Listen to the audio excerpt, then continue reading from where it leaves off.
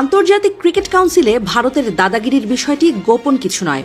England, অস্ট্রেলিয়ার মতো cricket পরাশক্তিরাও বেশ কয়েকবার অভিযোগ করেছে আইসিসিতে ভারত বিশেষ সুবিধা পেয়ে থাকে। বিশেষ করে আইপিএল ও বিশ্বকাপের মতো বড় আসরে ভারতকে বড় ছাড় দেয় বিশ্ব ক্রিকেটের নিয়ন্ত্রক সংস্থা। বর্তমানে আবার আইসিসির চেয়ারম্যানের পদটাও ভারতের দখলে।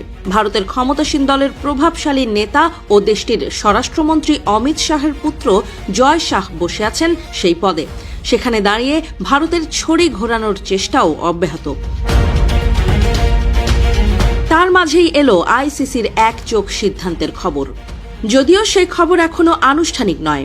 টি-20 বিশ্বকাপকে ঘিরে নতুন করে তৈরি হয়েছে বড় সড় অনিশ্চয়তা। বিশ্বকাপে অংশ নিতে হলে বাংলাদেশকেই ভারতে গিয়ে খেলতে হবে, এমন বার্তাই নাকি বাংলাদেশ ক্রিকেট বোর্ড বিসিবিকে দিয়েছে আইসিসি। তবে এই বিষয়টি নিয়ে এখনো চলছে তীব্র মতবিরোধ, তৈরি হয়েছে ধোঁয়াশাও।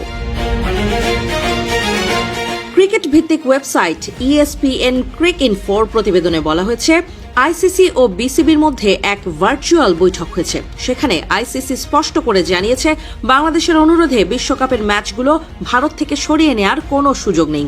বাংলাদেশের ম্যাচগুলো আগের সূচি অনুযায়ী ভারতেই অনুষ্ঠিত হবে। যদি বাংলাদেশ দল ভারতে না যায়, তাহলে তাদের পয়েন্ট হারানোর ঝুঁকি নিতে হবে। এর মাধ্যমে বড় ধরনের ক্ষতির মুখে পড়তে পারে বাংলাদেশ ক্রিকেট।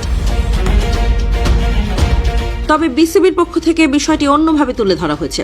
বোর্ডের দাবি, আইসিসি কোনো ধরনের চূড়ান্ত আলটিমেটাম দেয়নি, বরং পরিস্থিতি পর্যালোচনার বিষয়েই আলোচনা হয়েছে। এখন পর্যন্ত আইসিসি বা বিসিবি কোনো পক্ষ থেকেই আনুষ্ঠানিক বিবৃতি দেওয়া হয়নি। ফলে পুরো পরিস্থিতি ঘিরেই জোর আলোচনা, জল্পনা কল্পনা চলছে।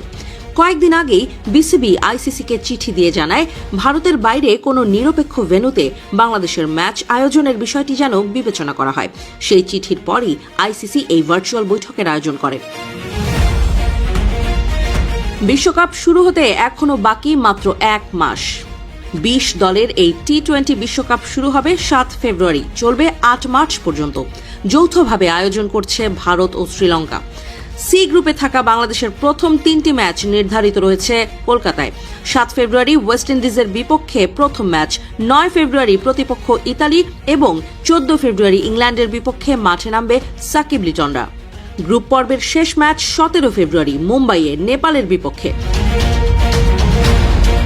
কিন্তু কেন হঠাৎ করে বিসিবি ভারতের বাইরে ম্যাচ আয়োজনের দাবি তুলল, সেই পেছনের কাহিনীও কম নাটকীয় নয়। সম্প্রতি অনুষ্ঠিত আইপিএল নিলামে 9 কোটি 20 লাখ রুপিতে বাংলাদেশি পেসার মুস্তাফিজুর রহমানকে দলে ভিড়িয়েছিল কলকাতা নাইট রাইডার্স। তিনিই ছিলেন এবারের নিলামে দল পাওয়া একমাত্র বাংলাদেশি ক্রিকেটার।